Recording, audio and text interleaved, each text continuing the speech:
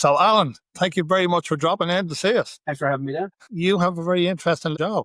I do. I've been a tour guide at Kilmainham Jail, Dublin 8, for the last nearly 4 years. It'll be 4 years in January. I would have been there for 4 years. So there's hardly a corridor in the jail I haven't seen yet. And the jail still I haven't explored out of more curiosity. Yeah, this Kilmainham Jail, Kilmainham Goal, I think it would be, or do you call it Goal now? It's jail, but spelt the old way. One of the most common things from visitors as they come up, particularly if English isn't their first language, is this Kilmainham Goal? I just gently correct them. It's pronounced jail. So yeah, it's the old way of spelling jail. So it's pronounced the same as Jail.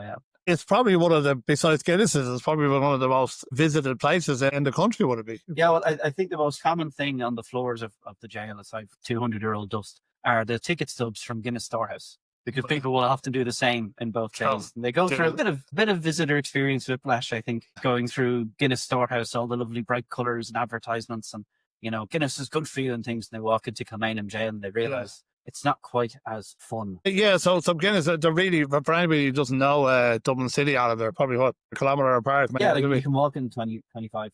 Yeah, tourist-wise, a busy season, how many people would you go through a day? Well over 1,000. Like the tours are every 15 minutes and about 35 people per tour. So we start at 9:30. The last one was about 5:30.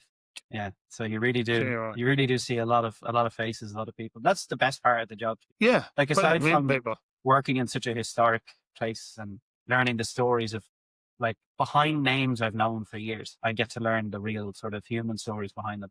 But the other thing is the amount of people you get to meet in the job. Yeah, and schools, huge for schools. Schools are great. Yeah. I love when the schools come in because there's such a wide scale of history in Kilmainham that there's something for everyone really. And one of the lines I like to use with a school group is like that. Like I was a big history nerd in school, and some of my friends were, but I knew a lot of the other guys weren't. So I'll say to them at the start of a tour, and I says, and guys, if you're not a big history nerd, you will be by the time we're done. But if you're not, loving the history of the tour, your friends might be enjoying it. So try and keep the noise down. But look around the building. If you see something strange, a piece of metal or a window or something like that, and you want to know more about it, point at it and I'll tell you what it's all about. So I try to, make it engaging for the schools, but they sometimes can be the most rewarding, the groups that you get through. So the top 3 questions you're asked has to be... where are the bathrooms? Yeah. Where's the bookshop or gift shop? Yeah. And do we get out at the end? Those are not only the 3 most common questions, but the 3, particularly that last one, the question people think we've never heard before. Yeah, that's brilliant. I usually say to people, oh yeah, do you work here? Which is also very fun. Yeah. Because we all wear a uniform. So my go-to answer to that was, I hope so, they gave us the uniform. People kind of realize, oh yeah, of course that means to. Obviously, it's just a way to connect with someone. You come up being like, oh, can I, instead of being like, it's like an icebreaker. Oh, do you work here? Yeah, I have a question for you. But when you're dealing with the general public in anything, really, it's... Yeah, and I've probably been guilty of it myself. People visiting from around the world, like who will say in Spanish or Japanese or, some of the German. Yeah, there's some of the guides have different levels of language efficiency. I have my couple of football Australia and the petit peu de français that I use every now and again. It's really basic phrases, but they always appreciate it. But if you make an effort, which is very good. Sorry. You're from Kildare, and your history was always something that you had that you liked from school. It was so easy to make history engaging growing up in Selbridge because you've got the mill, you've got Castletown, and you've got buildings in the town that go all the way back to, pre-1840s, the workhouse, the factory being the sort of most obvious one after Castletown. Yeah. So like that in primary school, when history is an important topic, but I also feel sometimes occasionally when they didn't know what else to do with a group for a given day, we'd take a walk down to Castletown. We'd walk around the grounds and the teacher would tell us bits, and we do the tour of the building every now and again. I do remember when I was very young, probably about 7, we're doing a tour, and I had just learned all about Castletown in school, and I did a project on it. I was chuffed with myself. Connolly's Folly, known as the obelisk, because it was built by his wife, but it actually was on her sister's land, but it was okay because they liked each other. Yeah, it is. Young lad, how did you know that? And he says, I did a project on Castletown last week and I got a gold star. He says, I bet you did. The window at the back is fabulous. It's like that. Something else, isn't it? There's sort of a nice poetic justice that I've come all the way back around, and I've met that kid now myself, doing the tours myself. People go, where's that? This happened. So it's cool. But like that, and there was a handful of teachers throughout my sort of educational career that steered that history passion. Paul Mescal, senior year, was my second class school teacher. Okay. Of the same thing. And he, massive history nerd, massive history, and aviation buff as well. So he got me into. Oh, excellent. Yeah. So that's his fault as well. And, but like that, whenever I had a question about history and stuff, he'd always go and try and find a little book for me or answer the question offhand. And we were always covering history in his class. And that was when we were 8, Yeah. So I always had like a nice baseline for it. God, he's gone into the sports teacher's class. This is going to be, this whole year is going to be a nightmare. And she couldn't have been more wrong. Just like that, Mr. Minnock goes into, what do you like, Alan? I love history and music. And he was like, cool, that'll be your bit, that'll be your thing. And then in secondary school, my junior sir teacher was Mr. O'Sullivan, and he was very stern, but actually quite friendly. His teaching demeanor was very like this frown, constant frown, very serious. But if you had a question and you asked him, and if the answer was humorous, he'd tell you in a funny way. Yeah. That's all right. But like that, he was like, he wouldn't just give you the answer to, when did this thing happen? He started to sow that idea of, well, history isn't just a list of dates and times and people. It's, it's a narrative. This thing happened on this date because such an event befell such a people, and that manifested in the action or whatever that happened afterwards. Mr. Magali was my leaving cert teacher. And the first essay I did for him, he came back to me and was like, are you doing history in college? So I only started doing 6th year. And he goes, I'm not going to tell you what to do, but you're doing history in college. It was the first kind of A that I got. Excellent. And he was like, that's brilliant. Do you want me to teach you how to write to a college level? It would have taken a little bit of extra work, but I feel like you can do it. So when I went doing the project for the end of the year, I brought it all together. So I went through looking at maps and documents and books about the topic and everything. And I put the first draft of it together with a broken hand. And I sent it the first draft to him, but he says, you'll be fine.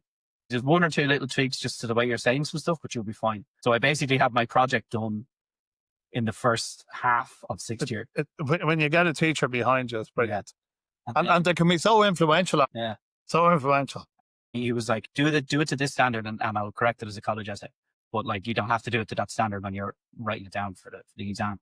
And he did it that way. So that got me a really good footing for college. And the one that really pushed me for the masters was 2 teachers I had. Well, one teacher I had, one family member. My uncle Eugene, who himself, he's got a doctorate in English. He's been a history teacher himself. Currently parish priest for St. Albans over in England. What you read, he always wanted to keep that sort of active engagement in history. And the other one was one of the last modules I did in 3rd year history was the Irish diaspora pre-1845. So it wasn't the massive sort of the one that everyone knows about, the mass migration of Irish immigrants after the Great Hunger. But it was everything before that. We have a long tradition of, the land of saints and scholars. One of the first things our lecturer said to us, he goes, pick a fight over the last 900 years. Paddy's in there swinging. So we're going to talk about more generally military history, but if you guys want to make it an Irish sort of history project that you're thinking of doing for your thesis, you're spoiled for choice because Irishmen have been involved in so many things. But that essay was 4,500 words long. So I won't go through the whole thing. But when I gave it to her, she goes, are you doing the masters? And I'm like, no, I missed it. She goes, well, we do a military history masters. I can recommend that to you. This is very much up that alley. And then I got a letter out of nowhere saying, oh, you've been recommended for the academic achievement scholarship. And we're giving it to you for your masters. And I was like, who?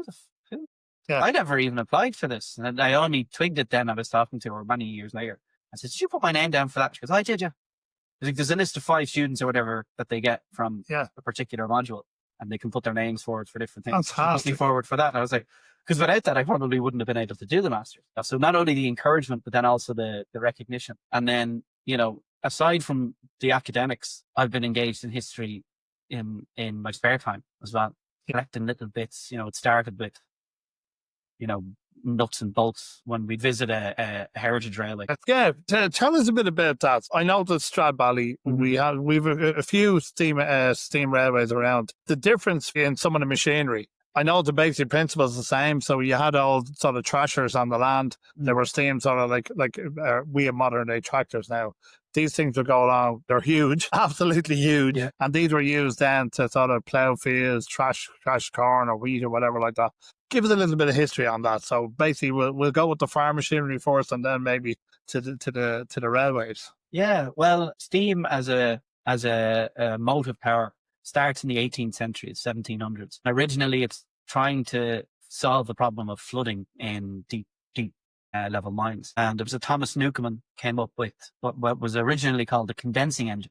It's actually used very low pressure steam, but if you heat steam and it expands into, or heat water and it expands into steam, and then cool it very quickly, as it condenses back into what we know, liquid water, it creates a vacuum. So in the original steam engines, it was actually gravity pulled the arm for the pump up, and then steam condensing back into cold water created the vacuum and pulled it down. So the steam was actually pulling the pump up, and then it was gravity pulling it back down again that would pump the water out of the mines. So like a piston in a car. Yeah, so that sort of was the standard for a long time. And then James Watt was an engineer from England. He came up with the idea of high pressure steam. So the steam would not only, the condensing engine was very inefficient. So they could actually increase efficiency by using high pressure steam to push the piston up and then push it back down again from opposite ends. And that's where you start to see sort of the modern applications of steam. The first passenger hauled rail service was actually commemorated just a couple of weeks ago, 200 years. So that started one of the most successful industrial revelations in human history. And on top of the advancements being made on the rails, there was advancements on the road. So Richard Trevithick had invented the first steam rail locomotive, but before that, he had created what was nicknamed the Red Devil. And it was, I think it was the Red Devil. I'll have to look it up. But it was a steam-powered road engine. While the railways evolved into one direction, the road engines evolved into the other direction. So you start to see things like gearing, like we understand in a modern car. Yeah. So the applications of gear ratios from power versus speed. And yet you end up with various different types of road engine or land engines. So you get traction engines, as you said, are very similar to a modern day tractor. They tend to be pretty multi-purpose. And they show up in the early 19th century, and they're in use and even produced right up until sort of the first quarter of the 20th century. The traction engines started sort of as a multi-purpose thing. The ploughing engines then were bigger, chunkier versions of that. They ran a cable between each other and would pull the plough through a series of gears and things from one side of the field to the other, and then it would drop the far side, and then the engine would pull it back again. So engines working in tandem. There was an attempt in certain ways to make direct ploughing engines. They tend to be quite heavy. Yeah, so they weren't going on the land. They were basically just pulling like a washing line. Yeah, across the And then in road transport, they were built to be slightly faster. Speed was never the friend of road locomotives. But they tend to be slightly faster than your traction engine. They're designed to go on the road. They were for heavy haulage, so putting ship boilers and stuff like that. So if you look at some of the construction photos from Harland and Wolff, for example, of moving boilers for Titanic and Olympic and her sisters, you'll see these massive big boilers and 2 or 3 road locomotives hooked up together, moving this massive trailer. Yeah. So they'd turn into probably your modern day sort of truck or articulated lorry. But they also had steam trucks as well by the end of the 19th century. And they would work more like a modern car. Yeah. So they run into a gearbox and the gear ratios can be changed, and they were capable of much higher speeds. Other ones then are deliberately decorative. Yeah. So the famous ones are the Showman's engines.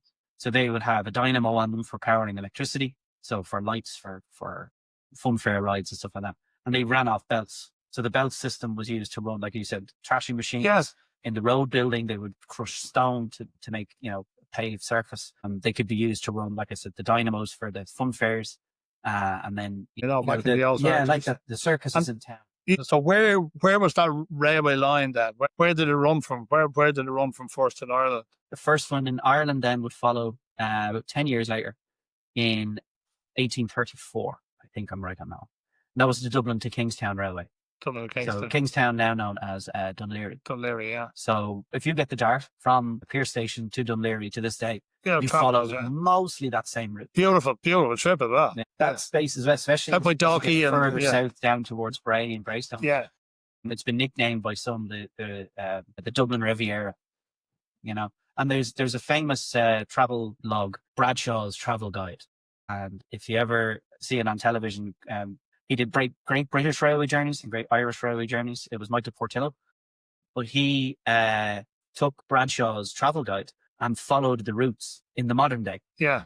You know, and Bradshaw travelled Ireland, and that's one of the things he says about that stretch of line along the Bray Head and everything. It's one of the most scenic pieces of railway It's fabulous. he's ever seen. It's beautiful. Yeah. And some fabulous buildings out there. You know, you're going by the what you call it, the Docky. You're coming up. You see the Martello Towers all the way down as well. Martello Towers, yeah. I think it was up to Docky. That stretch up to Docky was also an experimental railway line many years later. The atmospheric railway. What the atmospheric railway did was try to achieve basically an early form of high-speed rail. But that stretch of railway line then is used by the modern railway to get you to Dalkey. And in and around the railway station, you'll find Atmospheric Road. And that is specifically named after the old atmospheric railway system. It still has some surviving evidence today. But yeah, the first Irish railway was Dublin to Kingstown. Yeah, and then you, so basically you were saying you volunteer. Is that down in Stradbally or is it? I've been around a couple of places. I know there's one in Stradbally, yeah. So Stradbally would be the main one that I'm involved with now. In the past, I've done work up in the Cavan Leitrim Railway in Drummond. That is absolutely baffling collection of things in sheer scale and variety. I had a gentleman on the show last week, and he lives up in Drummond, and we had a little chat about it. But it is fabulous. I was in it, you know. Yeah, and everything is in it. You know, really is. Trains, and all. Yeah, and you said you like flying, so there is lots of stuff in between. That. Yeah, there is a cockpit of something. Yeah, there's two airliner cockpits up in Drummond. There's a Boeing 707. Yeah. Which would have been slightly more modern, and maybe some listeners might have travelled on them and remember them. Yeah. But the other one as well is, I think it's a DC-9. I think it is a DC-9. I remember going into it. D6.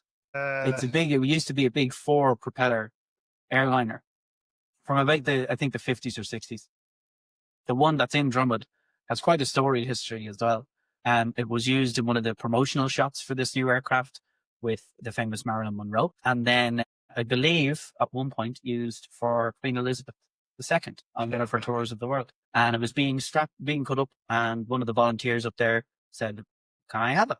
And they went, "Yeah." And there was this new site going up in Drummond. So a lot of the stuff went up there, which is cool. And yeah, so they're the two big cockpits, and it's all like Stradbally. It's all voluntary. We were talking about the railway side of things as well. They've actually got now an operational steam locomotive, Nancy. So that was a very big. If you they're on Facebook, Cavan Leitrim Railway. If you go back through the posts and just see the level of kind of commitment, fundraising, and work that had to go in to getting the engine home again, it's well worth going up and throwing a few bob in the donation. That's definitely. Well, I haven't been in two or 3 years. I'll take a trip back up again. Yeah, it's fabulous because I actually really enjoyed it. And I don't know what it is, which a lot of people would say, "Oh, that's rubbish." But you were saying about lumps of bolts and screws. And I had a friend of mine with me who was an engineer, and we were looking at stuff, and he was going, "This is how this works." And I was saying, "No, it isn't.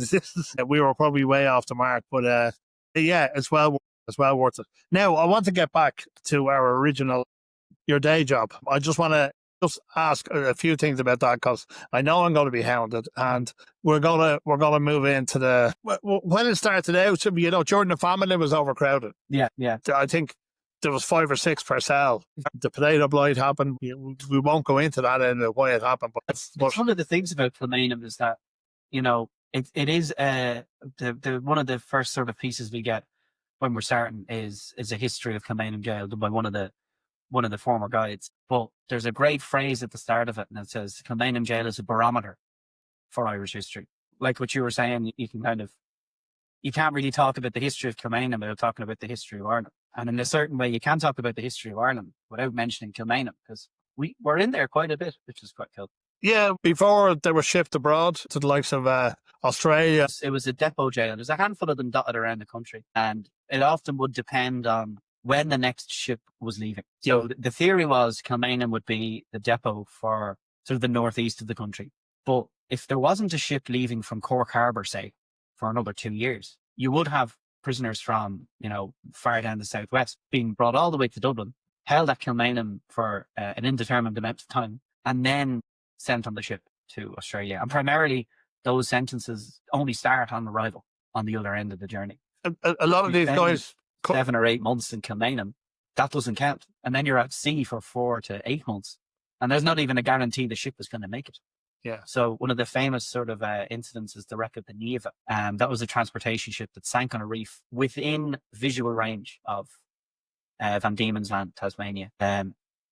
Most hands are lost. Most of the prisoners, it's about 230, I think, are killed. Prisoners and crew. Some did survive, however. And I've left my notebook at home. I had it sitting on the table to bring it with me because I have the story written down. Yeah. But one of the prisoners, and if I remember her name over the course of the episode, I will come back and confirm it. But one of the prisoners survives and actually manages to meet one of the crew years later. And they would fall in love and get married and settle in Australia. Oh, yeah. So it is a tragic story, but there are a few, like it's kind of like Irish history. Quite a lot of it is quite sad and tragic, but there are a few of these little nuggets of. And unfortunately, not the first ship to go down on the Tasman Strait either. You know, that was it's a very, even to this day, Alan, it's a treacherous bit of water. You know, that's it. They were kept there. You could have been in. You could have robbed a loaf of bread. Yeah, you could have been in there. I often get questions from people at work. You know, how long were people here for? And it really it depends what period you're talking about and you know what sort of social climate you're looking at in Ireland. But for the most part, long stay sentences are extremely rare. So you would have things like we would deal with perhaps with a life sentence, like murder, for example. That's dealt with execution, and they don't mess around really. That is not a very long stay in Kilmainham before you're hanged. That was the method of criminal execution right up until we closed in 1910 to convicts. And it continued to be the method of execution in Ireland till our last one. Michael Manning was hanged for murder in 1954 at Mountjoy. And that's the last convict execution. Well, actually, the last one in Ireland altogether was Belfast, 1956. But in the Republic of Ireland, it was 1954. Things like that we deal with on the opposite end of the scale with maybe a behavioural order today or a fine or infamous suspended sentence, they will be dealt with at the time with a very short but like mandatory custodial sentence. So you might have someone in for a day, 2 days. Like you'd have sentences not uncommon measured in days rather than weeks or months. The weird one that forms nearly a third of our prisoners is debtors. Mm-hmm. So debtors owe money. It's not a criminal offence. It's like a civil matter. But the judges could impose a custodial sentence on a debtor until they pay back what they owe. And within that system then are two classifications: pauper debtors and master debtors. So master debtors will be sort of wealthy merchants or politicians. One of the famous examples is Isaac Butt, one of the Home Rulers. He basically bankrupted himself defending the Fenians, I think it was, after 1867, and ends up in Kilmainham briefly as a debtor. But like that, for wealthy debtors, they had options. They could sell property or stock, or they could loosen, they could liquefy some assets and settle up their debts. They have a relatively easy time in the jail as well. So, as well as society outside play a serious role in the jail as well. So if you had the right friends, the right class, the right status, you could have. Like as regards class, would you have, so say you're talking about Isaac, would he have been given preferential treatment, Yeah, so he would have been from the wealthier class, like a lawyer. Yeah. So some of the debtor cells in the jail would have things like fireplaces, and the gas lights are controlled from inside the room rather than outside the room. Okay. And this sort of stuff. So there is Charles Dickens spent time in a debtor's prison as a child because his father was a debtor. I can't remember. I think it might be the Pickwick Papers is one of the novels set in that environment. Now it's a little bit sort of emphasized, but there's a scene where they have a feast. Basically, they have a grand old time. They're very different from a regular convict prison. Yeah. To if you want to get an idea of a criminal life in this period, the Victorian era, The Ballad of Reading Jail by Oscar Wilde is probably one of the best looks into a criminal sentence that we have from that period. But the pauper debtors in the jail, they owe money probably from loans because they're not making enough money. So they're in jail till they pay back what they owe. They're already poor. So they would struggle to pay back this debt, and they could be in there for years and years at a time. And they make up so ironically, some of the longest sentences in the Kilmainham aren't criminal sentences, they're debtors. Anyway. Yeah. Now, you did say something, folks. I'm just going to go back to something Alan said. He said the jail shut down in 1910. But anybody who would know anything about our history, do you want to elaborate, Alan? So basically, the British Army took it over after that. Yeah. Why the jail is in Irish history is most well known, unfortunately. Throughout the 19th century, you start to see the prison reform And by 1910, Kilmainham had just about managed to scrape by. It was in still a kind of a nice location at the time. It was just outside of city limits, still mostly countryside, but there was no scope for extension to the buildings. It had the east wing rebuilt. That's the kind of iconic image people have of Kilmainham, the open 3-floor thing, the Italian job. Yes, was in a few films. That's built, but that's as modern as the jail would get. They can't extend backwards, really, because the River Cannock runs on the back of it. It's onto the riverbank, and houses and things have been built in the meantime. They can't extend forward because the same thing. They can't extend to the west because that's where the assistant keeper's house is. It's quite a large residence as well. And they've got cottages for the staff. So by 1910, they're looking at it going, well, the population is still declining at the time. They don't actually need so many smaller jails in cities like Dublin. One big one will do, is the attitude. So Kilmainham is closed. By 1913 into 1914, the British Army are interested in the jail as a detention barracks. So it is used in the years prior to 1916, sometimes for billets for soldiers before they go away. There was one former prisoner who turned up during the restoration of the jail in the 60s. And he had been a British Army soldier who repeatedly had been arrested for desertion. So he remembered the jail operating as a military prison, but separate from the incidents of 1916. Yeah. So he could recall, we were brought in and this room was very different and that room, and everything was much cleaner. And, the lads were in this section and the prisoners were in this section. And that was where the warder sat and that sort of thing. So it was operational. There is use of Kilmainham before 1916. Yeah, and it's because of its military ownership then.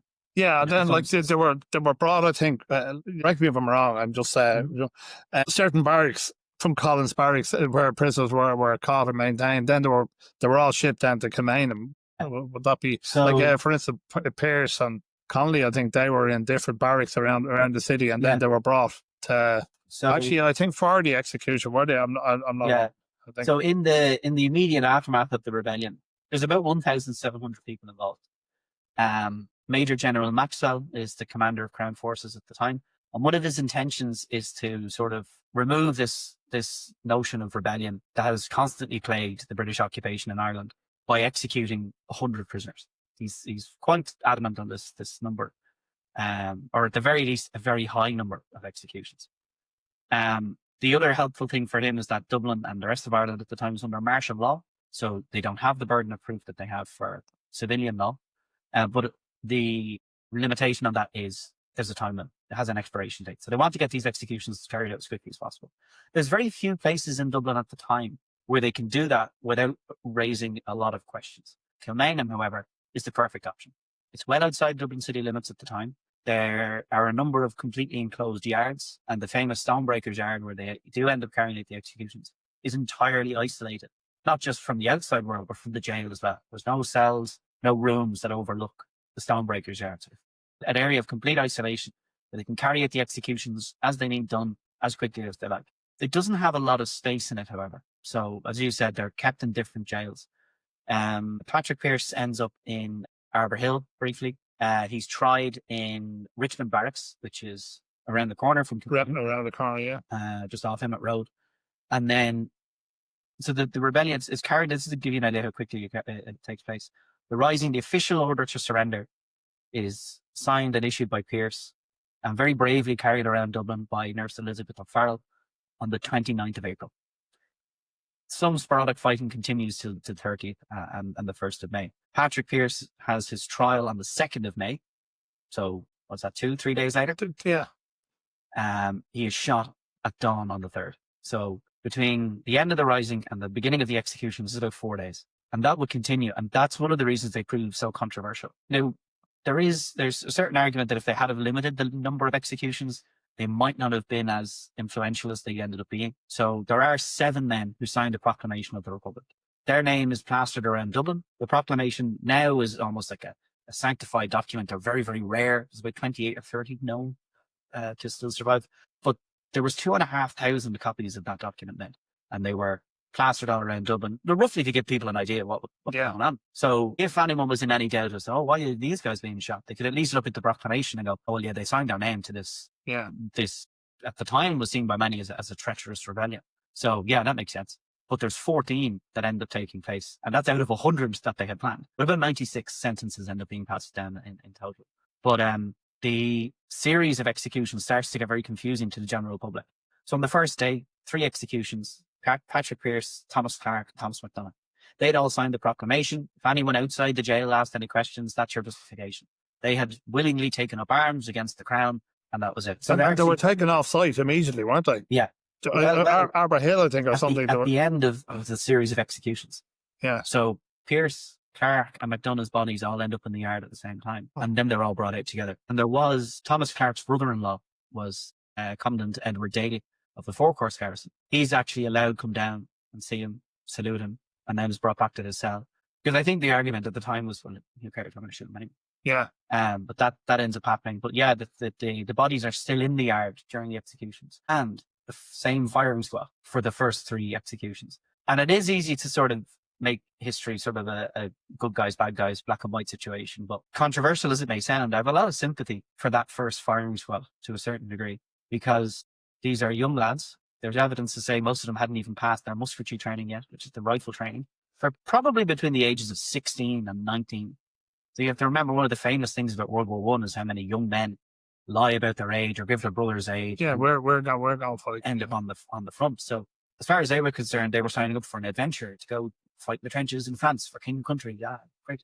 And now they're being told, right, see that lad over there, 20 paces away from you. If you didn't have the blindfold on him, you'd see the whites of his eyes. I want you and 11 other men to point a rifle at a small, probably 2 or 3 inch piece of paper on his chest and open fire 3 times in a row. There is serious mental sort of stuff that's going to come with that.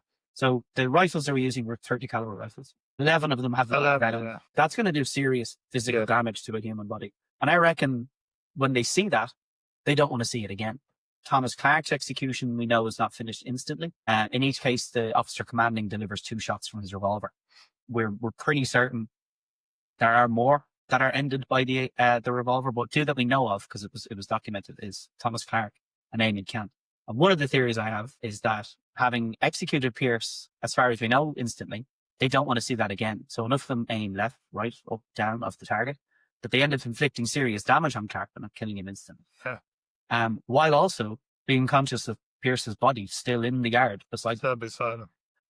The rest of them are carried out by individual firing squads. They actually swap them out after that, having seen the sort of botch job they'd done on Fort Clark. So it could be that nervousness that skews the execution. Now, that's not documented anywhere. That's only just a working theory that I have based on everything I've heard from the executions. But it makes sense. It's one of those things that, you should look at it's like, they shot, the Republican leaders declaring Irish Republican and who fought for freedom and stuff. The firing squads, they should be the ultimate bad guys. But I read the history and I look at the stories and I end up having a degree of empathy for those young men as well, because they didn't want to be there, any more than they wanted to be in fact. And then we had one of the most famous stories. How they came in and we had a wedding on the night before the execution. Yes, yeah, Joseph Plunkett. One of his last requests is to marry his fiancée, famously Grace Gifford. Many would say Gifford, but I used to know her granddaughter, or grandniece, I should say, Thomas MacDonagh's granddaughter. And she was quite, it was Gifford. Gifford. Yeah. Okay. So if anyone wants to correct you in the comments on the... Yeah. I'm sure we will get some end. You can rest assured that this came directly from the late Muriel Macaulay. She only passed away last year, I think, the year before. She was very proud of her family history, but quite adamant that, no, my grand-aunt was Grace Gifford, the artist. Yeah. But yes, so they're married the night before his execution into the morning of. The wedding itself is about 1 a.m. It's between 6 and 7 hours before his execution. It's carried out by Father McCarthy, Eugene McCarthy, who was brought in as one of the chaplains to the men awaiting execution. It's a very strict affair, and there's no family or friends present. Both Plunkett and Gifford, however, had family in the jail at the time, but none of them were allowed present. There was a handful of soldiers as witnesses and the priest. They exchange very simple vows. The wedding ring is given to Grace, and Joseph is immediately returned to his jail cell to await execution. Grace leaves the jail. I can't recall if she goes home she was living, I think, in Phillipsburg Avenue in Fairview at the time, or to another address. But basically, she gets in the door, closes the door behind her, hangs up her coat, and the door starts knocking. And it's a soldier going, yeah, sorry, you have to come back. Plunkett had asked to see her again before his death. The meeting itself is very stressful, and there's soldiers present for the entire experience. There's an officer armed with a pocket watch, and he would ensure their final time limit, 10 minutes. Now, one of my former colleagues had a great way of explaining it. He was like, 10 minutes. If you're sitting there in the rain waiting for a bus, 10 minutes is an eternity. But when you think about it, this young couple who've just been married an hour or two before, the last time they ever see each other is this meeting. And those 10 minutes are equal to 600 seconds. Like, if you imagine It's counting a marriage in a matter of seconds, it puts it into perspective, really. Grace later was asked, what did you talk about? There's so much running through their heads, and in her own words, for two people with everything in the world to share in these moments, we found it difficult to find anything to say at all. The last meeting is effectively spent in silence. Now, of course, the story becomes famous with the song written many years later, in the 1980s. Kilmainham Jail, of course, the very first line of the song. And funny enough how the tour begins. Gathered in the chapel of old Kilmainham Jail, but we spare our visitors the horror of having to listen to any of us sing it. But the story itself took off based on the song. But it was after the rising, the families left behind that share those kind of stories that helps to change the public opinion about these men, and sort of humanize them. The vast majority of people saw them as reckless, destructive, even traitors. Given the context of the First World War, it's about 200,000 Irish men fighting in World War I at the time. So many are going, what are you doing? That's the army that my son or my brother or my father is in. How dare you? But as they start to learn the types of men involved and the sort of the political fallout that follows as well, that's what helps change public opinion. But the marriage of Joseph and Grace is one of those stories that's really endured. Yeah, because of that human element. And it's not the last time Grace actually sees Kilmainham Jail. During the Irish Civil War, she's one of about 600 female Republicans who are brought to Kilmainham as prisoners. She's actually a prisoner in that same jail. What is it, 6-7 years later? Yeah, so this was during the War of Independence, and it was taken over. I think Black and Tans were running it as well. I'm not 100% sure. During the War for Independence, 2nd Welsh Regiment is one of the. It's an army. 22, I think. 22, was it? And then in 22, it's given to the Free State. Free State, yeah. Our first prisoners arrived fairly early on in the Civil War. Some of them return visitors. Simon Donnelly is one of the first held during the Civil War. He'd been in during the War for Independence and was part of an escape, along with 2 other prisoners. Ernie O'Malley, who would become probably what should be one of Ireland's most famous Republican leaders, but who lives in relative obscurity in the modern sort of narrative. Everyone knows the names of the likes of Michael Collins and stuff like that. But very few people, if I ask them about Ernie O'Malley, and they go, oh yeah, O'Malley, I love O'Malley. I know they know their stuff. But yeah, Ernie O'Malley and Frank Teeling, no relation to the whiskey brand. But the escape is a great example of how those men who work together end up against each other. So Donnelly and O'Malley end up on the anti-treaty side of the Civil War and return as prisoners of Kilmainham, while Teeling takes the pro-treaty side and ends up working for the Free State during the same conflict. So while they had all escaped on the same tram on the 14th of February 1921, about a year later, just over a year and a half later, they'd end up on opposite sides of a divisive and brutal civil war. Brutal civil war. But it's during that civil war that Grace Gifford, or Grace Plunkett by that stage, ends up arrested by the Free State and brought to Kilmainham Jail as a prisoner. She paints what's now kind of one of the famous images of the jail, the Kilmainham Madonna. She used a lot of religious iconography when she was in the jail, and that's since been restored. So you can see how it looked when she painted it, or well, she drew it with pencils and delivered during her time in the jail. The jail actually at the time was a women's prison. It was entirely devoted to women Republicans. Give you an idea of how many of them were involved on the anti-treaty side. And she's not even the only family member of an Easter Rising leader to end up there. Nora Connolly O'Brien, James Connolly's own daughter, ends up in the same jail where he had been shot in 1916, arrested by the men wearing the uniform that allegedly was worn during 1916. So the Irish Free State Army and later Defence Forces uniform was based on the Irish Volunteers. And I know Connolly was Irish Citizens Army, but the Volunteers formed the largest faction of the Easter Rising. And ironically then, they are the same, those same images, the FF badge that we now recognise today, the heart with the buttons with IV on them, are the same uniforms arresting the daughter of James Connolly. And she's held in Kilmainham as a prisoner as well. She then ends up on the board of management of the Restoration Society. She's very heavily involved in the restoration of the jail. And Grace would be involved in part of that as well. She wrote in the cell where they had been many years later on a piece of wood that was in the cell. That this is the cell we were in the night before Joe's execution. And that piece of wood was recovered during the restoration. Someone kept it nice in a box there in an attic, and it's since been put back on display. I love hearing things like that. It's brilliant. Yeah. So in the museum, you've got that slab of wood, and then two probably the most poignant pieces from that story: a lock of Joseph's hair, which she took during that last meeting. The one thing they did manage to do, she took a lock of Joseph's hair, kept it in a locket for the rest of her life. She remained unmarried till her death in 1955, and the wedding ring that she got given in the chapel, it's survived as well. What age was she when they got married? Would you know? I'm sorry to much on the spot. She wasn't very old. I think she's about 69 when she dies in 1955. Somebody will let us know. I think she's in her early 20s. And that's the other thing that gives me a lot of perspective working in the jail, is hearing the ages and experiences of these figures. It's like that. For many people, Pierce, Connolly, and Houston are train stations. But when you look into them and you read them in the jail, like they're men, and they're young men. Some of them younger than I am now. Like I turned 30 last month. I think Joseph Plunkett was only 28. The oldest is Tom Clark. He's 58, not even 60. And then the youngest is Commandant Daly, who's 25. Sean Houston was 25 as well. Yeah. So it gives you a new perspective when you're in amongst that sort of history all day, every day. Yeah. Of how young these men. Yeah, as you were speaking about the soldiers who did the execution, like they were kids, and we know that through wars. Famously the First World War, then the Vietnam War. There were kids going over there, and kids.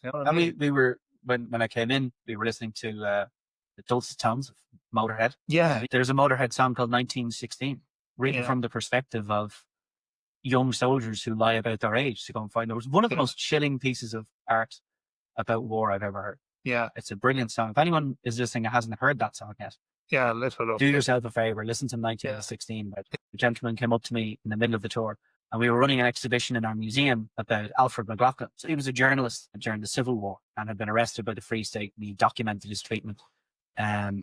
He was suspended by his thumbs in the Curragh, beaten and deprived in Mountjoy and stuff like that. So we had an exhibition about him and his drawings that he had made, because his uncles were Patrick and William Pierce. His son then, Pierce F. McLaughlin, was one of the leading members of the Restoration Society in the early days. He was like, "Oh, brilliant. Is he interested in Alfred McLaughlin?" He goes, "Oh, I want to be as my grandfather." "Oh, right. So you'd be connected to," I didn't make the immediate connection yet. I says, "Oh, so you'd be related to Pierce McLaughlin?" He goes, "Yes, he's my father." I went, "Oh," I'm looking, your man looking up at me now, I could see it. They have very pronounced cheekbones. Yeah. And I looked at him, I was like, "Oh, I'm looking at Pierce McLaughlin. Great." And then I twigged at him. "So that makes you Patrick and William Pierce's great grandnephew?" And he said, "Yeah. And this is my son, their great great grandnephew." And I was like, "Cool. No pressure." And I did probably the most nervous Stonebreakers delivery I've ever given in my life, because I was like, across here, at the cross here, at the cross. Oh God, And I was like, Patrick Pierce is the first executed. The following day is his younger brother, William Pierce. Both fascinating characters in the museum. And William was an artist and a sculptor, and the brothers were extremely close. It's one of the examples of family we have in the jail, that many knew William as Patrick's wee shadow. So they follow each other through life and ultimately through death, executed on this site. But I went out, and the best part was your man comes up to me and he goes, Thank you very much. That was a brilliant tour." And I went, "Oh, thanks for it." He was like, "No, I mean it. Go to Mina Ma, to Falls Road." And he walked off, and I went, "This is the best job ever." Because I just spoke Irish with a descendant of Patrick Pierce and William Pierce. Such an advocate for the Indigenous language. Yeah, sure. He wrote the proclamation. So I was like, that's cool. That's one of them. The other one is like what we were talking about, the schools and how rewarding it often is. There was a group that brought kids around from resource classes in primary schools, commonly, autism spectrum disorder, ADHD, stuff like that, who don't really mix well with the crowds on a regular school tour. You don't need to be too sort of detailed about it. You just get them through and show them some stuff. And I was like, grand, like I'll work with the kids. I'll ask them what they want to know and I'll tell them, So he was like, yeah, you don't try too hard. I was like, no, especially when he said that, I was like, no, do you know what? This is going to be deadly. So I brought them in and gave a little introduction in the chapel, and some of them are going, oh, wow. I didn't realize there's so much stuff here. And then I brought them in and I said, has anyone heard the song, The Fields of Athenry? And one of the kids started singing it. And I was like, that's a yes. I kind of had them all on side, except this one little fella. He was kind of like the the Bart Simpson of the group. He was kind of like a little messer, you know. And he was like, "Oh yeah, we can sing as well. Yeah, do you want me to sing some Eminem?" I was like, "Whatever." I says, "No, you're grand, unless he's after starting on the Rebel tunes." And you kind of, "No, that'd be good one." And I was like, "I'm getting him." And then I got him with. I was talking about the jail cells, and I was like, "These are miserable. You know, you don't want to end up in jail for the most part. You definitely don't end up in these because you don't have a lot in it. Your bed is made of hay. You have a blanket made of wool, so you're scratching yourself all night. If you didn't wear warm clothes when you were arrested, tough." And yeah, and I was like, I feel like this is the first time, you know, an adult figure has turned to him and go, "Yeah, well done. You're right." You know, walking through and he's talking with the kids, then all his mates, he goes, "Oh, could you imagine the smell? It'd be awful." Yeah. So You know, he clicked. he clicked with him. And then at the end of it, then commemorating the men shot in this yard. And one of them goes, "I know them names." I says, "Why do you know them names?" He goes, "My auntie grew up in a flat named after this fella." You know, the flats were named after the Easter Rising. Yeah, Crossroy, yeah. Exactly. And that's because they're so important. So this is actually where they were shot. So it makes the jail such an important part of history. That's deadly. I'm going to go tell me mother. I was like, they're bringing it home now. That's what I wanted to get. Yeah. But the best one was this little kid comes up to me, little girl, she's about 11. She was like, couple of questions. I said, "Of course, yeah." She goes, "Is this thing in Collins Barracks?" I says, "It is, yeah." "And is that thing in your museum?" I says, "It is." "Right. Okay. Me and my daddy are going to go see that now next week." I was like, "Right." And they walked off. And that teacher who came up to me fairly defeated at the start, and I says, "Yeah, all right." And he goes, "That kid has a 50% attendance record and never speaks. And you managed to get her out of her shell, engaged in the history and all. And now she's talking about going to museums with her ma and dad, you know, next week. Like, fair play to him." And he walked off. He shook my hand. He walked off. And I was like, "Yeah, this is the best job ever." Isn't it brilliant? You know, so that would be very much up there with my professional achievements. Brilliant. And then volunteering is a straight shot. Qualified as a steam engine driver at 18. Like, if I met 12-year-old me now, I'd wreck my own head when I was 12. One of my favorite lines in Stradbally is when the kids are obsessing over the steam engine. I go, "Do you want to blow the whistle?" And they go, Yeah. They go up and they go, "Deet." And then I turn to Dad and I go, "Do you want to blow the whistle?" And you'll see him, he's 12 now. He's back to a little bit. He goes, "Are you joking?" He definitely was. You know, and he'll go, "Do you pull the whistle?" And all. And then I'll turn to Mammy and says, "Do you want to go to the whistle?" She goes, "No, I get myself dirty." I said, "No, give it a go." And she'll go, she'll pull it. I go, "Yeah, actually, that's pretty cool." But they look at me and they go, "Yeah, he's a normal guy who grew up and became a steam engine driver.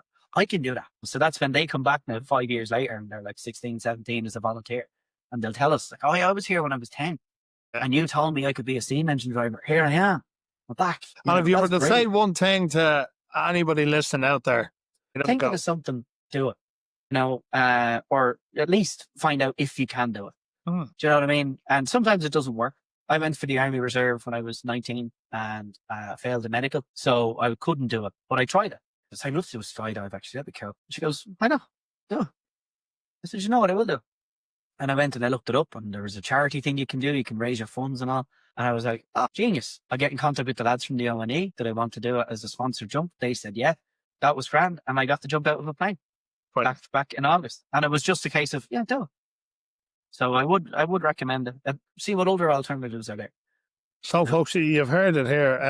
Alan, taking up an awful lot of your time. I really enjoyed it. Yeah. You know, some of the stories there about our history, some of the people you get to meet on a daily basis. It's been great. I really appreciate you dropping in. Well, thanks for the invitation as well. It's been a pleasure. You never know, we might do chapter 2, folks. We'll see how it goes. Any links, I'll put them up. I'll put a link up if people want to drop in. Highly recommend it, ladies and gentlemen. Highly recommend it. The Steam Museum, Stradbally. I can put a link up to that. Stradbally Woodland Railway. The Strathfin Steam Museum. I mentioned the Guinness gig that I did. The Strathfin Steam Museum still operates. They steam up every Sunday to the end of October, and they start everything around May. So that's every year. Like I said, very much recommend keeping up with Cavan Leitrim Railway. They do a lot of great work up there as well. And the Irish Military Vehicles Group as well, the IMVG. We run an annual show in Nace Racecourse every summer. Every summer. Yeah, I was at it about 2 years ago. Yeah. Excellent. Again, and over in the Curragh Camp, there's a fabulous museum. Yeah, the Curragh Museum was brilliant. A friend of mine used to do all the social media for that. Yeah. And she did a great job. So we're getting them out there. Highly recommend the Curragh Museum, actually. Yeah. So we'll pull up them links and we'll throw them onto your cast here. Alan, thank you very much, my friend. Thank you. It's been great to see you. Folks, we'll catch you on the other side. This has been Soundcheck.